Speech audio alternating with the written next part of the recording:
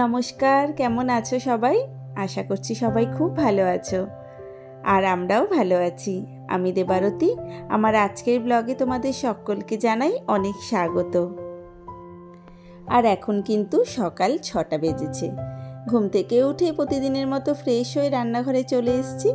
ছেলের স্কুল আছে, তো ছেলের আর ওর বাবার জন্য ভাতটা বসিয়ে দিলাম, আর এখানে একটু ডাল সেদ্ধ করে নিচ্ছি। সকালে স্কুলে যাওয়ার সময় সোনা ডাল সেদ্ধটাই খেয়ে যায়।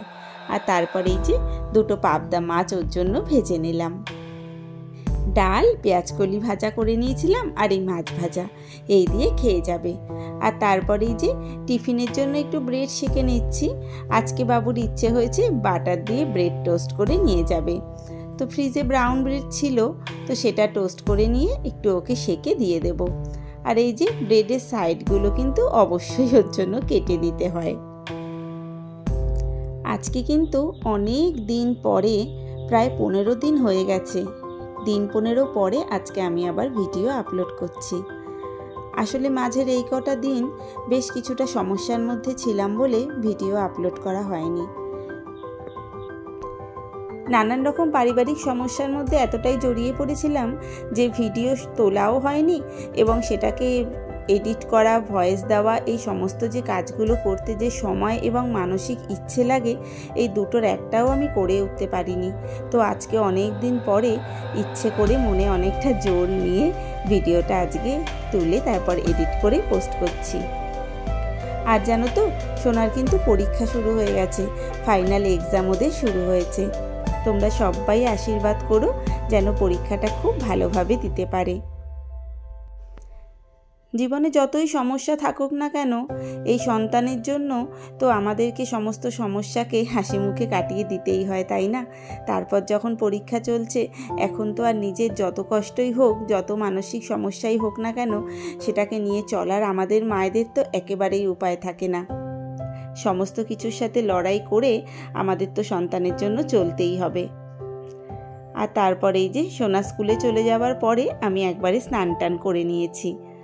আজ একটু মাথায় শ্যাম্পু দিয়ে স্নান করলাম, আর রোদ ওঠার পরে ঘরের জানলাগুলো এখন খুলে দিচ্ছি। গতকাল কিন্তু আমাদের এখানে বেশ বৃষ্টি বৃষ্টি হয়েছিল জানো তো।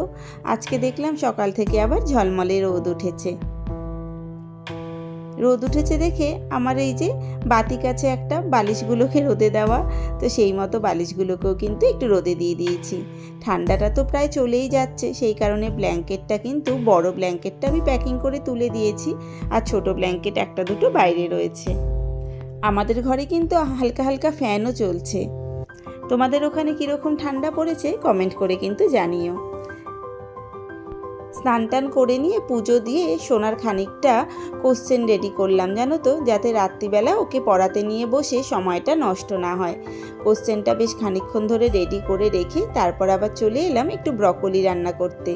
ব্রকলিটা আমি নুন গরম জলে একটু ভাপিয়ে রেখেছিলাম, তারপরে এই যে এখানে একটু সাদা তেলে ভেজে নিলাম। খুব বেশি তেল দিয়ে ভাজিনি, অল্প করে তেলেই ব্রকলিটা ভেজে নিলাম। এই ব্রকলি হোক বা ফুলকপি, তেলে দিলেই যেন সমস্ত তেলটা শুষে নেয়, তাই না? আর তারপরে এই যে আলুটাও কিন্তু আমি সেদ্ধ করেই রেখেছিলাম, তারপর আলুগুলোকেও ভেজে নেব। এই ব্রকলিটা খেতে কিন্তু আমার ছেলে বেশ ভালোবাসে জানো তো, আর জিনিসটা কিন্তু খুব হেলদিও। তারপর একটু সাদা জিরে ফোড়ন দিয়ে দিলাম দুটো পেঁয়াজ কুচি আর টমেটো কুচি। এর আগে যতবার আমি ব্রকলি রান্না করেছি পেঁয়াজ বেটে দিয়েছি, কিন্তু আজকে ইচ্ছে হলো একটু পেঁয়াজ আর টমেটোটা কুচিয়েই দিলাম। আর তারপর একটুখানি নুন দিয়ে দিলাম যাতে পেঁয়াজ আর টমেটোটা তাড়াতাড়ি নরম হয়ে যায়।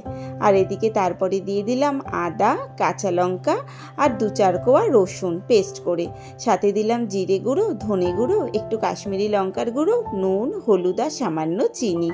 ব্যাস এই সবটা দিয়ে এবার ভালো করে মশলাটাকে কষিয়ে নেব। গ্যাসটাকে মিডিয়াম ফ্লেমে রেখে সমানে নাড়াচাড়া করে মশলাটা কষিয়ে নেব। মিনিট 2 কষানোর পরে দেখো মশলাটা কিন্তু ভালো মতো কষানো হয়ে গেছে। তারপর ভেজে রাখা ব্রকলি আর আলুগুলোকে মশলাটার মধ্যে দিয়ে আরও মিনিট 2 মতো গ্যাসটা কমিয়ে রেখে আমি এটাকে কষিয়ে নেব। ব্রকলির এই সবজিটা কিন্তু রুটি দিয়েও ভালো লাগে, ভাত দিয়েও ভালো লাগে। আর তারপর দিয়ে দিলাম পরিমাণ মতো জল। ব্যাস ফুটে উঠলে নামানোর আগে একটু কাস্তুরি মেথি আর গরম মশলা।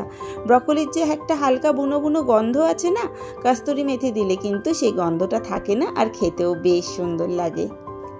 আর তারপর দেখো দেখতে দেখতে এখন কিন্তু বেলা 1টা, পরীক্ষা বলে সোনাদের 12:30টায় ছুটি হচ্ছে। আর এই যে এখন স্কুল থেকে ফিরলো।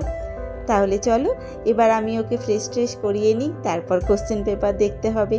আজকের মতো টাটা, আবারও দেখা হবে।